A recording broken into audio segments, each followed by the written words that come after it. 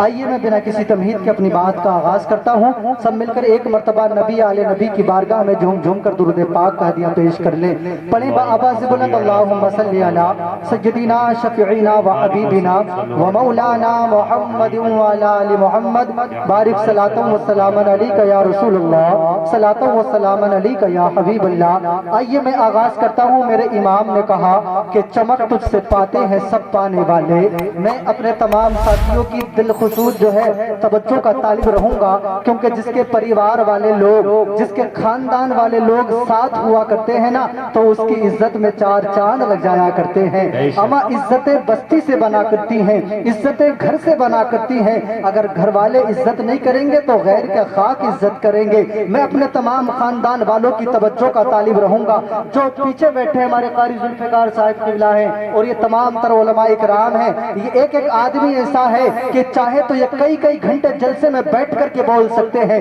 مگر ان کی محبت ہے کہ مجھے انہوں نے اس کرسی پہ بیٹھال دیا ہے تو میں تھوڑی دیر اس کرسی کا حق ادا کرتا ہوں. آپ محبت سے بولے سبحان اللہ. اعلیٰ حضرت ارشاد فرماتے ہیں کہ چمک تجھ سے پاتے ہیں سب پانے والے، چمک تجھ سے پاتے ہیں سب پانے والے. میرا دل بھی چمکا دے چمکانے والے، میرا دل بھی چمکا دے چمکانے والے. اور تو زندہ ہے واللہ، تو زندہ ہے واللہ، تو زندہ ہے واللہ، تو زندہ ہے واللہ. میری چشم عالم سے چھپ جانے والے، میری چشم عالم سے چھپ جانے والے. آپ نبی پاک کے جلسے میں تشریف لائے اور یہ قاری جان عالم صاحب قبلہ کی شادی کے مبارک موقع پر آپ نے جو نبی پاک کا جلسہ سجایا، اور میں دیکھ رہا ہوں کہ یہاں میرے نوجوان دوستوں کی بہت زیادہ تعداد ہے، بزرگوں سے زیادہ نوجوان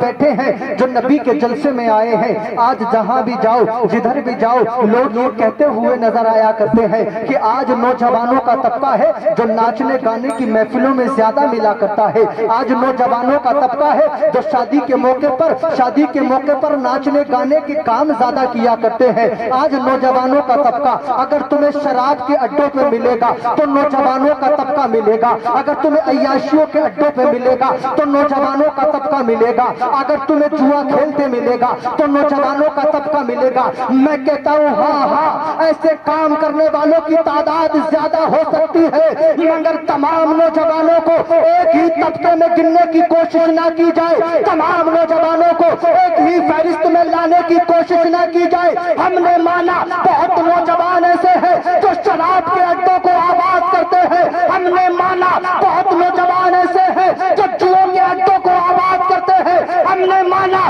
بہت نوجوان ایسے ہیں جو زنا کے اڈوں کو آباد کرتے ہیں. اب تمہاری نظر میں اگر وہ نوجوان ہے تو آؤ جا کر کے دیکھ لو اور فیض گنج کی سرزمین پہ دیکھو کہ آج نبی کی آمد کا جو یہاں پر جلسہ سجا ہے اس میں نبی کے دیوانے نوجوان بیٹھے ہیں اور یہ ساری دنیا کو پیغام دے رہے ہیں کہ جینے کی طرف دیکھ نہ مرنے کی طرف دیکھ، جینے کی طرف دیکھ نہ مرنے کی طرف دیکھ، اور جب چوٹ لگے دل پہ تو مدینے کی طرف دیکھ. نعرہ تکبیر. یعنی آپ محبت سے دیکھتے رہیں، کیونکہ مسکرانا یہ ہماری ہی تو قسمت میں. بہت لوگ ملیں گے تمہیں دنیا میں، سب کی قسمت میں مسکرانا نہیں ہوتا. سب کی قسمت کے یہ چہرے کہاں نصیب ہوتے ہیں. اب بہت چہرے دنیا میں ایسے کہ جب نبی کا میلاد آتا ہے، جب نبی کے ذکر کی بات آتی ہے تو ان کے چہرے نیپال کے بٹوے کی طرح سکڑ جایا کرتے ہیں. بہت چہرے تمہیں دنیا میں ملیں گے. سنیو یہ تمہارا مقدر ہے، سنیو یہ ہمارا مقدر ہے کہ اللہ نے ہمیں وہ چہرہ عطا فرمایا کہ جہاں نبی کا ذکر ہوتا ہے ہمارے چہرے گلاب کے پھول کی طرح کھلنے لگتے ہیں، اور زمانے والوں کو بتاتے ہیں کہ نبی کے نام سے جو مرجھایا کرتے ہیں وہ اور ہوتے ہیں. ہم تو نبی کے نام پر اپنا تن من دھن سب کچھ قربان کرنے کے لیے تیار رہا. سبحان اللہ سبحان اللہ. نعرہ تکبیر، نعرہ رسالت، مسلک اعلیٰ حضرت علماء اہل سنت، جشن عید میلاد النبی حضرت مولانا افتخار رضا صاحب قبلہ. سبحان اللہ سبحان اللہ. یہ آج شادی کا پروگرام ہے، آپ بخوبی جانتے ہیں کیونکہ آپ کو دعوت دی گئی ہوگی. صبح بارات میں پوچھیں گے آپ ہیں نہیں ہے کیا ہے تو پھر گھبرا کیسے رہیں گے. قاری جان عالم صاحب چلیں آپ محنت میں لگے رہیں. تو آج یہ شادی کا جلسہ ہے اور میرے بڑے نوجوان دوست یہاں پر ایسے بیٹھے ہیں، میں سمجھتا ہوں کہ آپ میں سے بہت ساروں کی ابھی شادی نہیں ہوئی ہوگی، ہے نا؟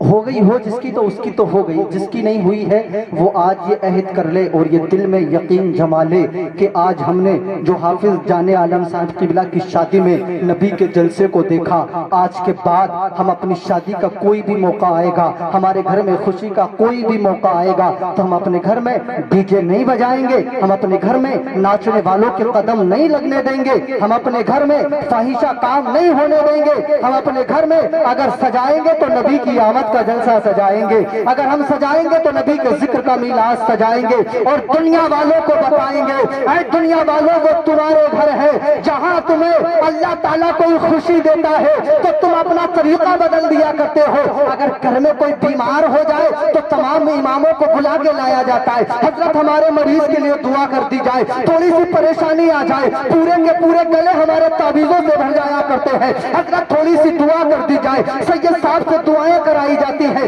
عالموں سے دعائیں کرائی جاتی ہیں، ہم نے دیکھا مسجدوں میں جا کر نماز بھی پڑھی جاتی ہے، سجدے پہ سجدہ کیا جاتا ہے، تھوڑی سی پریشانی کی آئی تو نے اللہ کو یاد کرنا شروع کر دیا، گھر میں ایک بیمار کیا ہوا سارے کے سارے لوگ اللہ کے قریب بن گئے، ہم نے دیکھا اگر اسی کے گھر میں شادی کا موقع آ جائے، اگر اسی کے گھر میں کوئی خوشی کا موقع آ جائے تو اب وہ اماموں کو بلانے کے لیے تیار نہیں، اب وہ مولاناؤں کو بلانے کے لیے تیار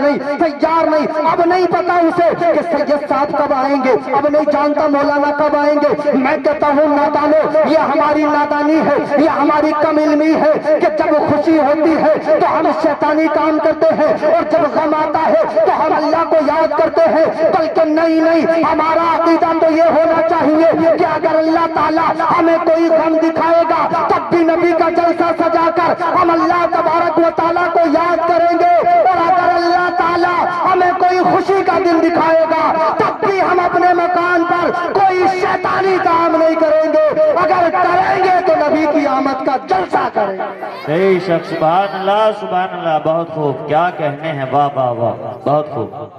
جلسہ کریں گے نبی کی آمد پہ، نبی کی آمد کا جلسہ سجائیں گے، نبی کے ذکر کی محفل سجائیں گے تاکہ دنیا والوں کو بتائیں گے کہ تم جس کو اپنا لیڈر مانتے ہو وہ تمہیں مبارک ہو، تم جس کو اپنا رہنما مانتے ہو وہ تمہیں مبارک ہو، ہمارا رہنما ہمارا لیڈر کوئی اور نہیں، ہمارا لیڈر کربلا کا حسین ہے۔ نہیں بولیں گے آپ؟ کس کا انتظار کر رہے ہیں اب آپ؟ نہیں، اب تو محبت سے بولیں، ہم کربلا کے حسین کو ماننے والے ہیں اور ہمیں اپنے گھروں کو، اپنے گھروں کا ماحول، اپنے گھروں کا معاشرہ ایسا بنا لینا چاہیے تاکہ ہمارے گھر کی ہر آواز جو ہے نا وہ نبی کے دین کی خاطر ہونی چاہیے، ہمارے گھر کا ہر کام جو ہے نا وہ نبی کے دین کے لیے ہونا چاہیے۔ امن نبی کے دیوانوں، ہم نے نبی کا کلمہ پڑھا ہے، ہم نے اپنے آپ کو،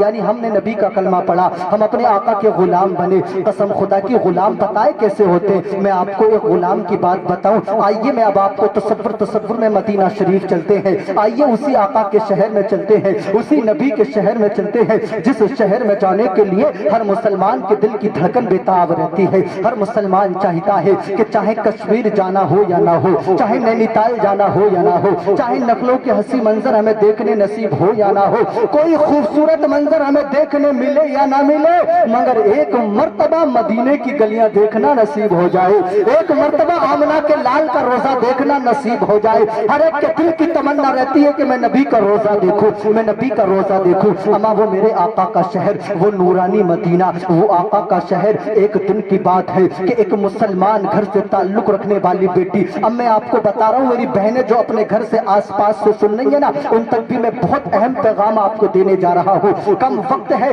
آپ دیکھ رہے ہیں کہ علماء اکرام سے ممبر جو ہے پر ہے، ان سب کو آپ باری باری سماعت کریں گے، تو یہاں سے میں آپ کو چاہتا ہوں کہ آپ نبی کے جلسے میں آئے ہیں تو ایک نہ ایک پیغام آپ اپنے سینے پہ لکھ کے جانا، اپنے سینے پہ لکھ کے لے کے جانا، اور اپنے گھر کے اندر اپنے بچوں کو بتانا، اپنی بہن کو سنانا، اپنی بیوی کو بتانا۔ حضرات محترم، مدینے میں ایک مسلمان لڑکی ہے، اس نے اپنے آپ کو نقاب میں ڈھاکا، نقاب میں ڈھاکنے کے بعد میں نا وہ یہودیوں کے ایک بازار میں جاتی ہے، وہ سونا خریدنے کے لیے، جیسے ہی یہودیوں کے بازار میں پہنچی، یہودیوں کے بازار میں ایک یہودی کی دکان پر پہنچی. دکان پر پہنچنے کے بعد میں اس نے تھوڑا سا سونا لینا چاہا. جب یہودی نے بیٹی کی خوبصورتی کو دیکھا, جب یہودی نے بیٹی کے حسن کو دیکھا, تو یہ یہودی تھا بیٹی پہ عاشق ہو گیا. یہ یہودی تھا مسلمان لڑکی پہ عاشق ہو گیا. کہنے لگا یہ تم تھوڑے سے سونے کی کیا بات کرتی ہو, یہ ساری کی ساری دکان میں تمہیں دے دوں گا, یہ سارے کا سارا سونا میں تمہارے نام کر دوں گا. بیٹی کہنے لگی میرے پاس اتنا پیسہ نہیں ہے. یہ لڑکی کہنے لگی میرے پاس اتنی دولت نہیں ہے جو تیرے سارے سونے کو خرید سکوں. تو یہ یہودی کہنے لگا بلکہ نہیں نہیں, یہ سونا دولت سے خریدا نہیں جائے گا, بلکہ تجھ کو میرا دل خوش کرنا پڑے گا, تجھ کو میرے پاس ٹھہرنا پڑے گا. میرا دل خوش ہوگا تو تجھے اس کے انعام کے بدلے نا میں تجھے یہ ساری کی ساری سونار کی دکان تیرے حوالے کر دوں گا, یہ سارے کا سارا سونا تیرے حوالے کر دوں گا. میں مخاطب ہوں اپنی ان مسلمان بھائیوں سے جو 4 سکے کی خاطر, جو 2 ٹکے کی خاطر اپنا ایمان بیچ دیتی ہے. کسی گاڑی والے کو دیکھ کر اپنے ایمان کا سودا کر دیتی ہے, کسی مالدار کو دیکھ کر اپنے ضمیر کا سودا کر دیتی ہے, اور کسی حسن والے کو دیکھ کر اپنا ایمان بیچ دیتی ہے. اس مدینے کی رہنے والی بیٹی نے جواب دیا تھا, کہا تھا نادان تو کیا سمجھتا ہے کہ تیرے یہ سونے کی دکان میرا ایمان خرید لے گی کہ میں نے نبی کا کلمہ پڑھ لیا ہے. یہ ایک یا 2 دکانیں نہیں, اگر تو ایسی 1000 دکانیں بھی تو میرے قدموں پہ ڈالے گا تب بھی میں تیری بات کو ماننے کے لیے تیار نہیں. گویا کہ بیٹی نے دنیا کی بیٹیوں کو یہ پیغام دے دیا کہ دیکھو دنیا کی دولت ایک طرف ہے اور تمہارے باپ کی عزت یہ ایک طرف ہے. نعرہ تکبیر, نعرہ رسالت, مسلک اعلی حضرت علماء اہل سنت حضرت مولانا افتخار رضا عبادی. سبحان اللہ سبحان اللہ, واہ واہ واہ. بیٹی نے کہا تیرے سونے کے لالچ میں اپنا ایمان کا سودا نہیں کر سکتی, تیرے سونے کے لالچ میں اپنے ضمیر کا سودا نہیں کر سکتی, میں اپنی عزت کو شرع بازار نہیں بیچ سکتی. حضرات محترم بیٹی نے منع کیا اور لوٹنے لگی, مگر یہ یہودی تھا, یعنی یہودی تھا, یہ لالچ میں آ گیا, یہ خوبصورتی کے فریب میں آ کر کے اس کے پھنس گیا اور جو ہے نا اس کا ہاتھ پکڑا, اور پکڑنے کے بعد اس بیٹی کو اپنی دکان کے اندر کھینچنے لگا, دکان کی طرف کو کھینچنے لگا. بیٹی جب دکان کے اندر کھینچتی جاتی ہے تو قسم خدا کی اس نے بلند آواز میں کہا تھا, دیکھیں نوجوانوں توجہ چاہوں گا, چائے تو آپ صبح بھی پیئیں گے, چائے آپ کل بھی پیئیں گے, مگر جو میں محبت کے جام پلا رہا ہوں نا یہ کبھی کبھی پینے کے لیے ملا کرتے ہیں. آپ چائے پیتے رہے, میں چائے کو منع نہیں کروں گا, مگر آپ چائے کے ساتھ ساتھ میری بات کو بھی غور سے سنتے رہنا. چائے کس لیے پلائی جاتی ہے؟ تاکہ سننے والے تھوڑے بیدار ہو جائیں اور ہم چائے میں ہی اتنے مصروف ہو جائیں کہ کوئی بات کیا کر رہا ہے یہی پتہ نہیں ہو, تو پھر چائے کا بھی پینے کا مقصد خراب ہو جائے گا. اب پیئیں مگر توجہ میری طرف ہے نا, محبت سے آقا کو پکارے, پیار کے ساتھ بولے.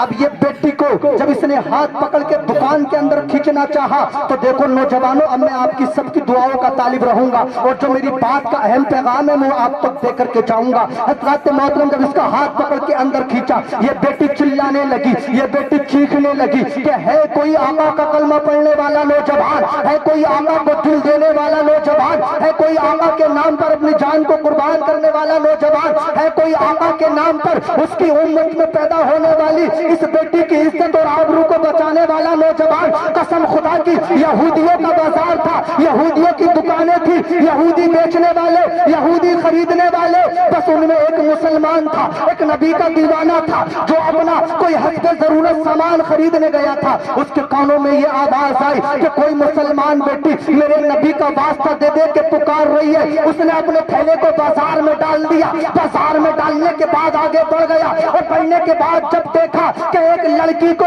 دکان کے اندر جبرن کھینچا جا رہا ہے, اس نے گیا, جانے کے بعد ایک یعنی جھاپٹ کو رسید کیا اور رسید کرنے کے بعد لڑکی کے ہاتھ کو چھٹایا اور چھٹانے کے بعد اپنے پیچھے کر لیا اور کرنے کے بعد بیٹی سے پوچھنے لگا بتا تو صحیح آخر بات کیا ہے. بیٹی نے ساری بات کو بتایا, بتانے کے بعد میں یہ کہنے لگا یہودی تجھے معلوم نہیں, یہودی تو جانتا نہیں ہے, یہ میرے آقا کا کلمہ پڑھنے والی ہے, یہ میری بہن ہے, تجھے اسے کے حوالے نہیں کروں گا, اسے تیرے حوالے نہیں کروں گا. یہ یہودی یہودی کہنے لگا یہ تو تجھے میرے حوالے کرنی پڑے گی، یہ بازار بھی ہمارا، یہ میلہ بھی ہمارا، بیچنے والے بھی ہم، خریدنے والے بھی ہم، تجھے ہماری بات کو ماننا پڑے گا ورنہ تیرے اکیلے کے لیے ہزاروں تلواریں آ جائیں گی، تجھے جان سے بھی ہاتھ دھونا پڑے گا۔ یہ نبی کا دیوانہ تھا، اس نے کہا تھا نادان اما تو جان کی بات کرتا ہے، جو نبی کا کلمہ پڑھتا ہے تو وہ کلمہ پڑھنے سے پہلے اپنے دل میں یہ ارادہ کر لیا کرتا ہے